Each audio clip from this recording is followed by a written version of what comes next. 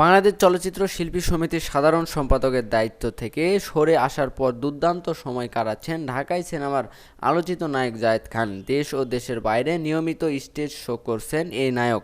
এবার কাজের স্বীকৃতি রূপ পেলেন ঢালিউড মিউজিক অ্যাওয়ার্ড। গত 30 জুন রাতে যুক্তরাষ্ট্রের নিউ ইয়র্কের কুইন্সের জ্যামাইকার আমাজুরা মিলনায়তে বসেছিল ঢালিউড মিউজিক অ্যাওয়ার্ড এর 22তম আসর। জায়েদ খান ছাড়াও বাংলাদেশি কণ্ঠশিল্পী, অভিনেতা অভিনেত্রীরাও এ পুরস্কার পেয়েছেন। বাবু জামান ও কণ্ঠশিল্পী জিনাত জাহান মুন্নির যৌথ সঞ্চালনায় এবারে ঢালিউড মিউজিক অ্যাওয়ার্ডস যারা পেয়েছেন তারা হলেন তাহসান, আতিয়া, আনিশা, মেহজাবিন চৌধুরী, তাসনিয়া ফারিন, তানজিম তিশা, দর্শনা বণিক, মন্দিরা চক্রবর্তী, চঞ্চল চৌধুরী, বিন্দুকণা, সুলতানা ইয়াসমিন, লায়লা প্রমুখ। শো টাইম মিউজিকের প্রধান নির্বাহী কর্মকর্তা আলমগীর খান আলম বলেন, একটানা 22 বছর ধরে একটি অনুষ্ঠান পরিচালনা করা সহজ কাজ নয়, তবু সকল চড়াই উত্তরাই পেরিয়ে আমরা তা করতে পেরেছি। শুধু একটি বর্ষসেরা অনুষ্ঠানের আয়োজনের প্রস্তুতির জন্য 1 বছর ধরে টিম ওয়ার্ক করতে হয়। শো টাইম মিউজিকের ধারাবাহিকতা রক্ষা করে ঢালিউডের 22তম আসর